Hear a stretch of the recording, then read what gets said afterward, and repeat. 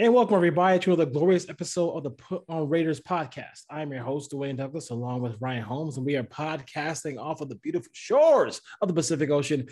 Beautiful day out here in Southern California, as always. Got a nice day. We got a nice little day at the beach on my lunch. Got that going a little bit. It's always nice to have that. Ryan, how you doing today? Doing good. Crisp, clean weather outside, mid 60s, overcast. Nice. Oh yeah. Took a walk, got my mind right today, so it's good. My sister came to visit me for a couple of days, and like legit, it was like they brought the heat because it was legitimately like 80 degrees for like 4 days they were here, so they loved it. So as far as that, they're from Philly, so I got rid of all my winter jackets. I gave it to my brother-in-law because I definitely don't need them out here. Put on Waivers Media. So we got the Cover 3D Raider podcast. We have the Put on Waivers podcast. That one we talk about Marvel. We talk about NBA and MLB. And then this one here, kind of more of a deep dive into the X's and O's part of the Raiders here on the Put on Raiders podcast. So make sure you get you also hit up all those podcasts as well. And then advertising opportunities with the podcast network. Go ahead and DM us and contact us. We gotta, this ain't nothing for free, man. You know what I'm saying? You got nothing for free. Help us out a little bit. RTPOW podcast is my Twitter handle. James, wrong host, co-host. Ryan is RHOLM22 is his. And then also Instagram, Cover 3D, Put on Waivers _ podcast, and then Put on Raiders podcast as well. Folks who are listening to us in Chicago, Illinois, Hartford, Connecticut, San Francisco, California. Brandon Belt just got signed. Good for you.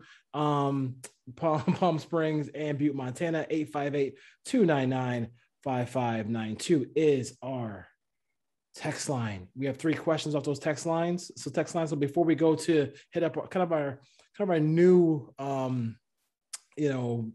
way we look at the games now, we'll have I'll have Ryan go first. It'll be Ryan's review and Dwayne's distress, if you will, as we talk about these games.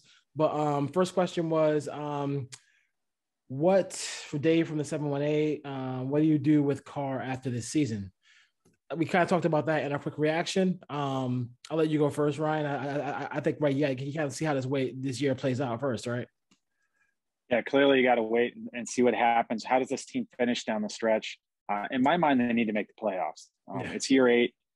This roster, as much as it was built up, if you look into the future, having lost several assets here between Ruggs and Arnett and Muse and Bowden, all of the third rounders we've lost, and then just look at the draft picks and see which one of these guys are going to be around long term. The roster is not as stacked as it once was. Yeah. The timeline here is not going to match up. If you bring in a new coach and a new GM, and they want to fill some of these holes on the roster, they're going to need to acquire draft picks to do that. The best way to do that is with Carr, in my opinion, because there's going to be about 10 teams that are going to line up, and there's going to be a bidding war for him, unless the coaching staff wants to stay in. But this team is probably, if they go in the tank here and finish 7-10, in my mind, they're probably still 2 or 3 years away from really competing for championships in the AFC. Now, do you hold on to Carr and extend him and hope the roster is good enough when he's 34 or 35 years old? I don't know if I do that. So we just got to see how these guys develop and how they come out and play over the next probably 6, 7, 8 weeks and see what happens. But it's going to be an interesting call. And in my opinion, it should be for the general manager and the new head coach. So right now they're 9th as far as the standings go in the AFC, which that all can change if they beat the Cincinnati Bengals this week. My sentiments are exactly, I'm playing it year by year. I'm not going to give them away for nothing. I mean, how much salary, if they, after next year, wanted to franchise him, that's like $40 million on the salary cap?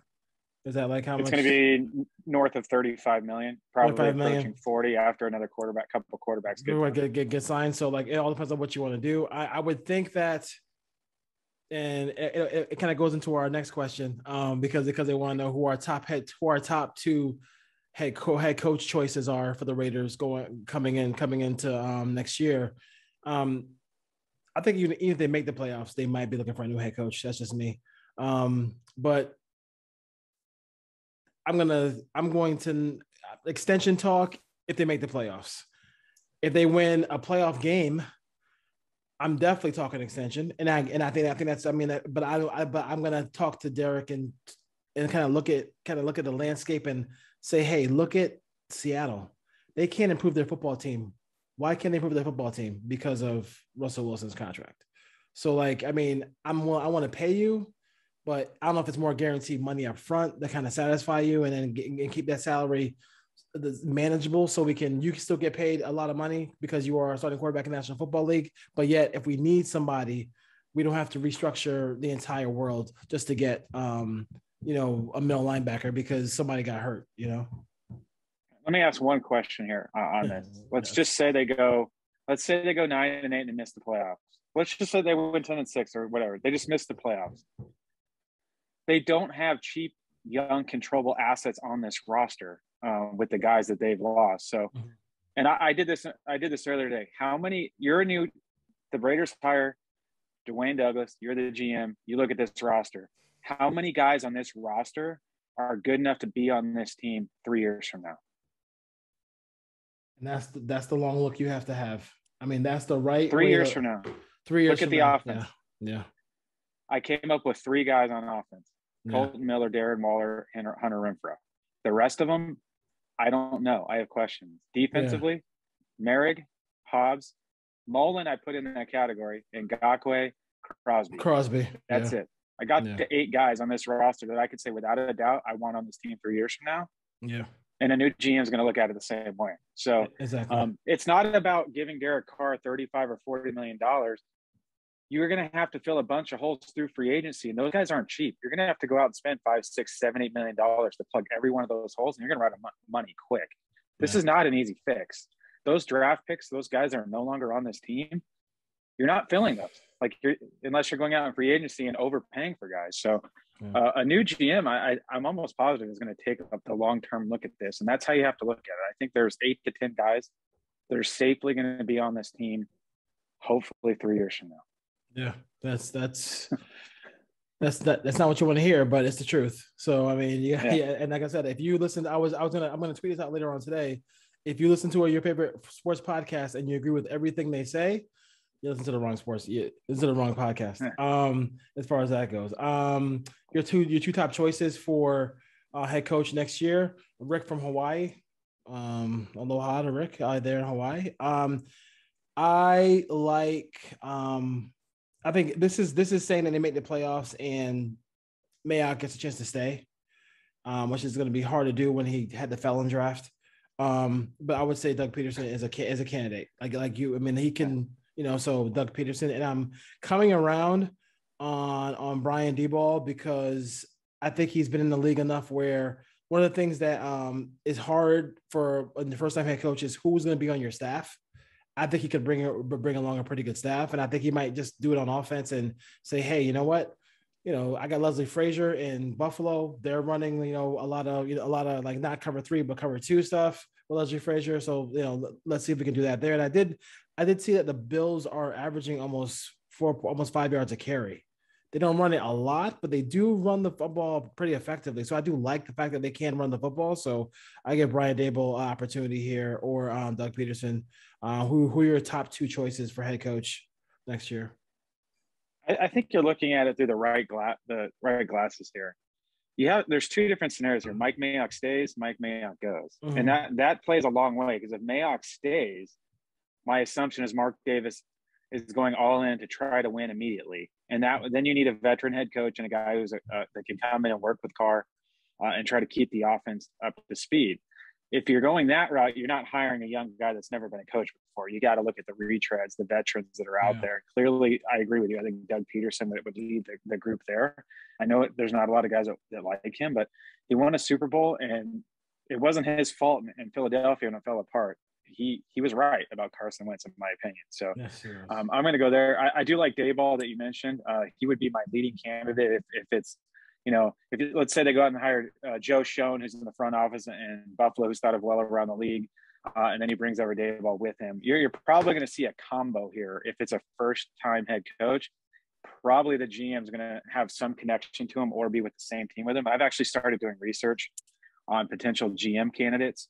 And Joe Schoen from Buffalo is towards the top of that list. I believe he's the vice president of player personnel. Yeah. I'm trying to think off the top of my head what his title is, but if it's not, let's say it's not Brian Dable, let's go with someone that you didn't pick. I'm probably leaning more towards. I want an offensive mind. I've always thought that way. That you need an offensive head coach that can come in, because what you don't want is you don't want to have to turn over the coordinator every 2 or 3 years if you're having success. You want to build success with a quarterback. That's a tough one because Dable's my guy. I'm just going to stick with Dable that you went with. So I think it's the same two guys that you brought up. Yeah, good question though, Rick. Rick in Hawaii. Yeah, Hawaii. Yeah. I gotta visit Hawaii. Everybody keeps telling me how great Hawaii is, but I love Hawaii. Who would you extend? Robert from Escondido, California. Who would you extend in the 2019 class? I think it's pretty. 2019 class. Yeah, that's pretty. I think that's. Yeah. I would definitely Renfro. Yes. I would definitely extend. He needs to stay around. Morrow, depending on the. Busta Morrow, depending on the contract, because he's going to be a second tight end on the roster, but he's a guy that has earned the ability to stay around. If we're talking the top, Farrell's no for me. Abram, I would not pick up the 5th-year option. I would let him play out next year. He's still under contract for next year, and see if he can make any improvements. He's going to have to be better in man coverage. He's just hasn't shown that. He's got to stop missing so many tackles, and he's got to impact the defense. He's got to make some difference making plays. He's got to get turnovers. Yeah. The tackles are the most annoying thing to me. It's like, dude, I mean, like if you get Moss on some plays down the field, like, listen, whatever. But like, I mean, it hurt, but like at least how many missed tackles does he have, especially with slow players and quarterbacks and stuff like that? It's kind of weird that he misses so many tackles, but I agree with you there. Don't turn on the Kansas City tape. It was his worst game by far. He was flying all over the place and out of control and just completely missing stuff left and right. On that deep touchdown to that was pretty bad. Jacobs is an interesting one. Reports again today he was limited with a knee injury in practice. This guy just can't stay healthy. I don't know what it is. I love Jacobs. I was defending him all off season. This guy can't get through a game right now. That's a concern. Yeah. How much money do you want to pay him? In today's day and age, you can find running backs anywhere. Yep. Anywhere. You can pick them up 5th, 6th, 7th round, undrafted free agents. You can get them off the street. So I would, again, I don't think I would extend him I wouldn't give him the 5th-year option. I'd let him play out this year and next year and just see what the market is. The running backs don't have a market. I don't think teams are going to line up. If he's, let's say he runs for 800 or 900 yards next year and misses 3 or 4 games with injury. Teams aren't going to be lining up to throw the bank at him. So you don't need to give him, a $7 or $8 million contract for the 5th-year option. You could probably sign him somewhere in the, 3 years, $14 or $15 million range with an out if there's some injuries. Like just try to keep it minimal because you're still going to want to pick it back at some point. It's crazy. It's crazy. Did you hear the press conference today at all? I did not. I missed it today. You missed it today. I tell you, man, like, I don't know if down the road if he wants to coach, but when you hear Kenyon Drake speak about offensive football and speak about what what needs to get done, and that guy has everything that you want mentally. Talking about how he feels like he's due for a big run, but I can't press for it. Like I just have to just let it happen naturally. Like the way he kind of talks about offensive football, I kind of appreciate that. And he basically, I mean, kind of made me feel a little bit better about like not panicking in this moment. But listen, I mean, he's gonna get a lot of. I'm not sure what's gonna happen this weekend, but like this, they're gonna need somebody to help Drake, and Drake needs to get more carries and more touches because rib injuries to Rashard. You have a knee injury, like you just said, to Jacob. So they have to do that. So I'm worried about the running back situation. I don't want to kill the guy with too many carries, but I definitely want to see him get some touches because he is an explosive player in the backfield for the Raiders on screen passes and wheel routes as well. I think that's pretty much. So that's it as far as that goes. Keep those questions coming. We appreciate that. I like to do questions in the front of the show. Some people do it in the back of the show. I'm like, hey, let's do it in front. You guys listening? You guys want to hear what we have to say? So appreciate that. So Ryan's review. What are your thoughts about this game and last game as we try to go from do a Bill Belichick and go on to Cincinnati here?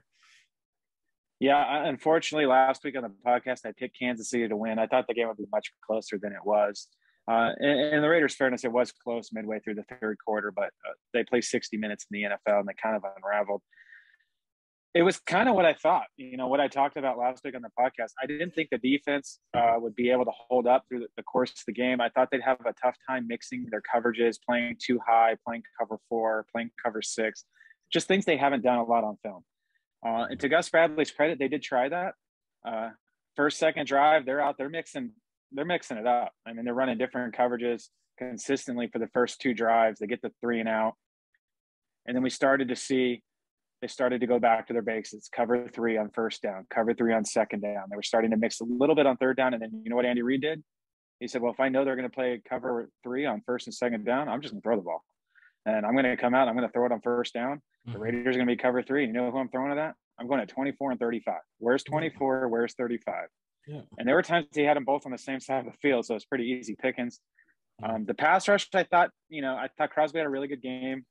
And Ngakoue kind of disappeared. I was disappointed in him. I was really disappointed in the interior rushers. Credit to Patrick Mahomes. I mean, he got the ball out in 2.5 seconds. He was getting that foot in the ground, and they were getting rid of the ball quick. He was throwing it to the back. He was hitting Kelsey over the middle. What killed the Raiders in this game was they couldn't tackle. Kansas City had 254 yards after the catch. That can't happen when you play cover 3. If they're going to dump it off, you got to rally and get the guy on the ground. They just didn't do it very well. Abram was a big reason in that. Faison clearly was an issue in this game. I did like the fact I saw some cover 5 slice. It's kind of the technique. It's basically 2-man where they doubled the inside receivers and they worked the safety. So if you go back and if you can rewatch the game, they dropped Merrick down and Merrick played on Kelsey and man with outside leverage. The inside safety had inside leverage. And on the other side of the field, they did the same thing to Hill. So the other safety and 2 high would have inside leverage on Hill, which I thought was great. Make the other guys beat you.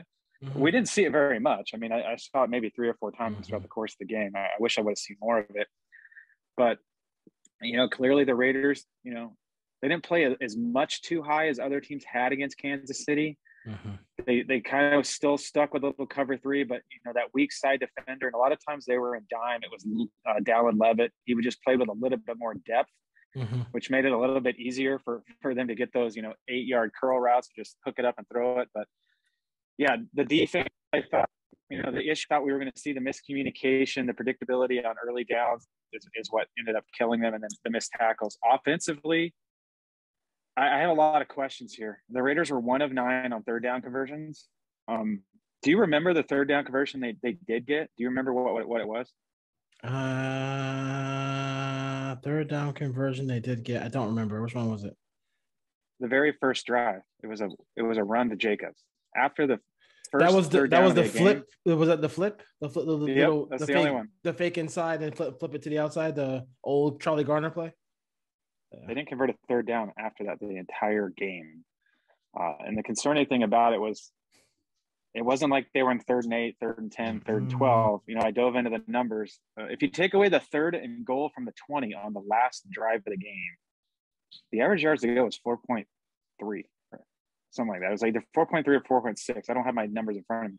It's 3rd and 4. They were in 3rd and 4 the whole game and couldn't pick it up. That's a giant problem. So I would say for me, if I am looking at this, and this is like people, and listen, I'll tell you, I'm a Carr guy. So like people can relax when I say this, but I can be honest and be a Carr guy. That sounds like a quarterback execution issue in my mind, because if you're telling me that my offensive coordinator as calling plays and I got to face third downs and it's 3rd and 4, that's manageable. And that's quote unquote big playability type situations here where the Raiders could have really got something done offensively and they missed opportunities. Yeah, a lot of it was missed opportunities. The interesting thing, what Kansas City did to the Raiders that really confused them was they played 2 high a lot to limit the ball down the field. But what they ended up doing was that you were using Tyrann Mathieu as kind of a rover or a robber in the middle of the field. So what would happen is the Raiders were having their outside guys run vertical to kind of clear out, some stuff on the outside and the underneath coverage. The problem is they were having Waller and Renfro kind of work the middle, and Kansas City would drop Mathieu in there and muddy it all up. So they'd have 3 defenders to cover those 2 guys, which kind of gave Carr didn't really have any other outlets other than the checkdowns at that point, unless Waller or Renfro got open quickly. But it was tough because they were basically running into the same area of the field, and then Tyrann Mathieu was standing right between both of them with the other defenders. So they didn't double team either one of them necessarily. They ended up being able to double team both of them almost on a lot of these third down possessions. The running game to me was disappointing. They couldn't establish the run against Kansas City, and Kansas City dared them all game to run it. Like they played too high most of the game, and then the Raiders just couldn't figure out how to get anything going on the ground. A couple of false start penalties hurt them. The one takeaway for me now for the last two games is I hear a lot about separation on the outside. I had a lot of guys sending me a message on Twitter today. Why can't these guys get open? And one guy sent me a message and said, like, CeeDee Lamb, Justin Jefferson, Jamar Chase, like, these guys are getting wide open and catching the ball. Why can't we do it? Well, first, those are first rounders. Those guys are special talents. Those guys have elite suddenness. They can get in and out of their breaks. They have some physicality to them. They're really good route runners. Bryan Edwards and Zay Jones are not those kind of guys. These are guys that are not going to win with suddenness. But the Raiders run a lot of double moves on the outside, which isn't advantageous for either one of those guys. They don't have the ability to start and stop and get back up to speed against that. And for me, this offense needs to change. They need to start throwing some slant routes, some in-breaking routes. Screw the double moves. Just if you're going to have those guys run vertically, just have them go and throw the ball up and see if they can make a play or throw a back shoulder. Why are we not throwing back shoulders to Bryan Edwards if he's not getting on top? But let's do the out and ups with him, which he's not going to win on anyways. So just the way the offense is built, that's going to work if you have Henry Ruggs out there who's can run by guys and can win on double moves because guys are biting on stuff. But he's not around anymore, so they got to start changing some of this up. And I haven't really seen the offense. Even the Philadelphia game, they scored 33 points. They were 3 of 9 on third down. And so it's not like, what they did? They just said, we're not going to get in third down. We're just going to get first downs on first and second down. Which is kind of how they should play. They didn't do that against Kansas City. It was kind of like, hey, let's get in the third and medium and see what happens. The last 3 games, and this is the biggest problem with the offense, is they can't pick up a third down. They're at 36.9% on the year. The last 3 games, they're 8 for 30. They're 26% on third down. I don't care who you are. If you're only converting 1 out of 4 downs, you're not going to score any points. And that's a problem. This offense has to score. Ideally they get out to a lead because this defense is built to rush the passer. This defense is not built to come from behind, and it's definitely not built to stop the run. So when your offense is putting up 13, 14 points, this team's not going to win any games because the defense is not going to hold them under that. So that's kind of just my quick review on this game. Quick offense, quick defense. The special teams to me has been a huge disappointment for Rich Bisaccia. Fake punts being run on you, missed field goals, mixed extra points. Your gunners are getting absolutely splattered all over the field week after week, and you just keep running Dylan Stoner out there. Sorry, Dylan Stoner, if you're listening to this, but I can't watch you be a gunner anymore because 2 guys are pancaking you in the ground 5 yards down the field. That's going to hurt the Raiders. It did. They gave up a big return, but luckily A.J. Cole got the fumble. The Raiders can't return kicks. Their special teams unit, other than A.J. Cole booming the ball 60 yards, not very good, and it needs to be. Yeah, no question about it. My distress part about my Dwayne distress part of this review of the game would be, I talked about it last week and I said it before. I said this game early in the game, give me some Zay Jones, give me some AJ, give me some Zay Jones, give me some Bryan Edwards, and on that, I think it was a fucking thing. I think it was on that third down where he threw the ball really quickly to Josh Jacobs. They got stopped on that 2 yards.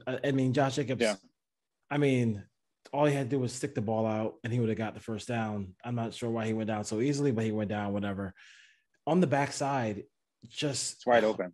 If you hold the ball for a second, you have Zay Jones screaming behind the linebackers. And then if you didn't like that, you can go right to the out where Bryan Edwards was wide open. Like those, you have to be looking down the field plays. That play, who cares about that play to Jacobs? And I don't think Jacobs should be in the game in that situation. It's crazy. Like, to me, we talk about complimentary football all the time. And I think last year was complimentary football towards the defense. When you get a 3 and out, your job as an offense, you can play complimentary football yourself too. And at least come away with that first drive and get 3 points, get something out of there, because you can move the football against the Kansas City Chiefs. They were not this was the game can be called defensively differently when you're up by 2 scores, 3 scores than when you are, when the game's tied or is close. And early in that game, there were big plays right there, right in front of you. Zay Jones is when once he gets the ball in his hands, he's pretty good. Brian Edwards has been clocked at 21 miles an hour. So this quote unquote need for speed that we have. I mean, he can go too as well. And he also doesn't go down with the first hit either. He usually carries people with him so as well. So that really bothered me. You mentioned the offense and the special teams. I mean, this team has to, I think, talking about Brian Daboll, like they pass to run. So once they establish that the rhythm passing game, they'll get the ball to Sanders, they'll get the ball to Cole Beasley, they'll get the ball to Stephon Diggs. Then after that, then they'll sneak in a couple of runs and they'll get a big run here, 15-yarder, a 10-yarder, an 8-yarder. And that's the reason why a team that doesn't really run the ball as much as other teams do, but they still able to get a 4.7 yards, almost 5 yards a carry, where our lead back has 3.7. So that attitude of like being able to run the pass is very important. Throw the ball on first down. I mean, and then formationally, like give me a formation where it's not just where I'm not at home saying, oh, this is a run. Oh, this is a pass. Like, I don't want to play. I want to be able, I want to guess. And then early in the game, play action will always, even if you're a struggling football team or running football, play action always works in the first quarter. Because they don't know if you're going to come out and try to establish a run or come out all passing. So like that's really important. And I'm disappointed to say, like, for people who love Derek and can't you can't say anything. Like you literally he can have a bad game and you can't say anything. I'm sorry. He did not play well in New York. He didn't play well last week against the Chiefs, and maybe in the Giant game, whatever. But in this game, when you watch the film, and I understand not everybody has access right now, not everybody has the ability to do that or the time to do that, but there are plays in which they could be made. And stop. We can kill Deshaun Jackson only once, all we want, but like there are other plays besides that, simpler plays to keep drives alive. And there's no reason for. I think you sent me something like there were 9 for 30 or something like that, 9-30 or something like that for on third down. You can't do that as well. 8 of 30.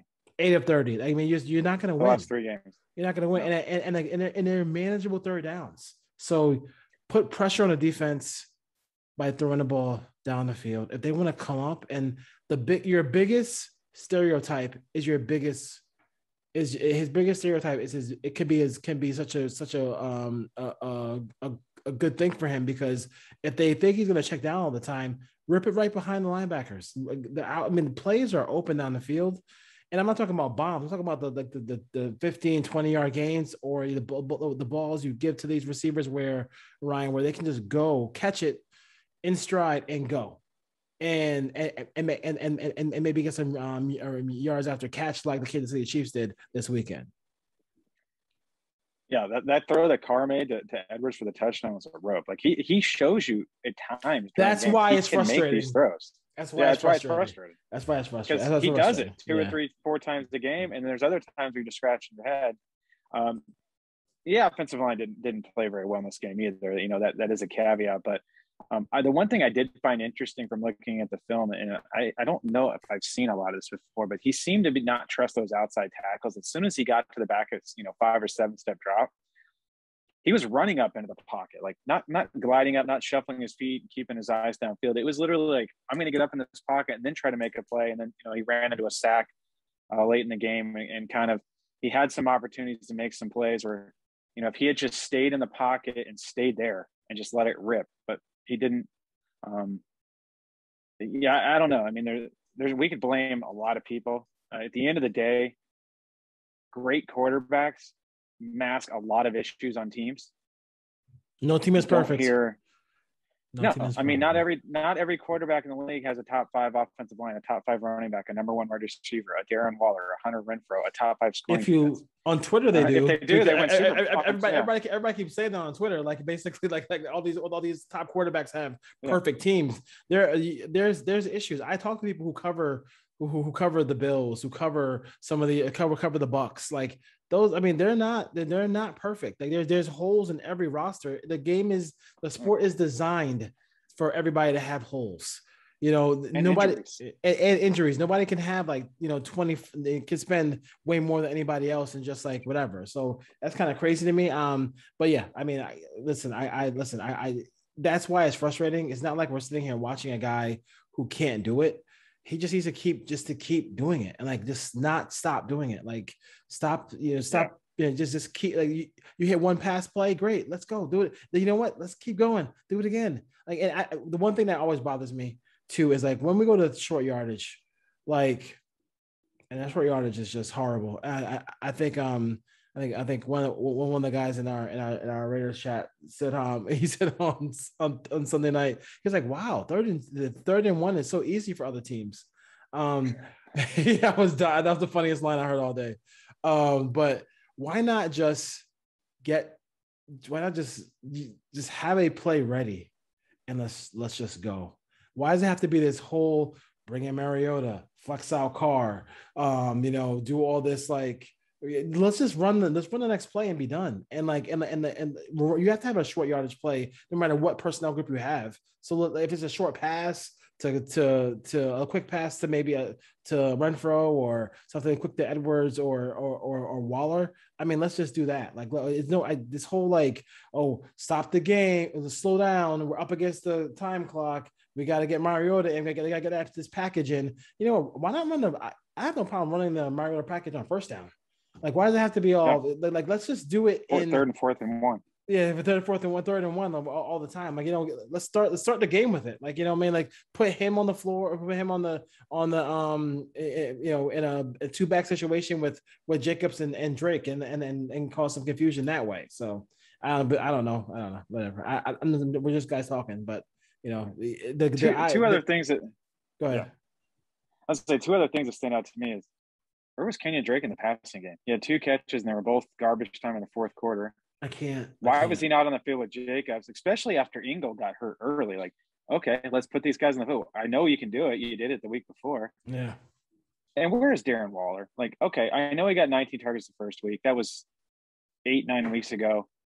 Where is he? Like, why are they not designing everything for him? Don't tell me he's being bracketed and double covered because that happens to a lot of guys in the league. Design stuff to get him open. Flex him out wide. At this point, if you have to play him out at the X receiver, do it. Put him and Moreau on the field together. And like you were saying, they had a 4th and 3 in the fourth quarter. I know it was garbage time, but they threw that like quick swing screen to Waller, and he's got with the 2 blockers out front, he's got to break a tackle just to get 3 yards. Like that's the best you can come up with on 4th and 3. Yeah. Like, I don't know. Darren Waller's too big, too fast, too strong. I don't care if he's covered. Throw it to him. The fact that he's getting, 2-3 targets in the first half of these games is unacceptable. Like, he is your guy. Like, he needs to get 10, 12, 13, 14 targets a game. And like, to me, like, I'm not a big, like I said, I'm not a big Garoppolo fan or a Shanahan fan, but when they got into the red zone, it was third down, and he threw a high point ball to George Kittle, who caught it in between 2 defenders, because that's what Kelsey, that's what Hawkinson, that's what Waller, that's what they are paid to do. Ben Coast, Antonio Gates, Tony Gonzalez. That is their Score job. In the red zone. It's not going to be, they're going to run a speed route and be wide open like that. Those dudes are those. Okay. You play pickup basketball. Those are the first guys who get picked. Like, they can jump out of the building. So stop being silly. How many touchdowns does Waller have? I'm just going to ask you. Right now, I right in front of me, he has 2, which is disgusting. He has the same as Bryan Edwards, who we think never gets the ball. Like, Darren Waller should be getting 10 plus touchdowns every season with the red zone problems the Raiders have. They cannot figure out how to get the guy the ball in the red zone. The Raiders, they just haven't done it. Leader in touchdown receiving is Hunter Renfro. And he also leads in receiving and receptions, which I don't like at all. I don't like that. I don't like that. And he's second in targets. But the Raider targets are 71 for Waller, 69 for Renfro. The next guy is Edwards. He has 39. How many? So the Raiders are 5-4. They have 8 games left. Yes. Darren Waller should have 100 targets in the next 8 games minimum. Yes. It should be 12 to 14 a game. Simple math. That's going to put me north of 100. He should finish the season with 170 targets. Yes. And that is, and we call that preaching to the choir, folks. We got to preach to the choir. I definitely agree with you on that one. No question about it.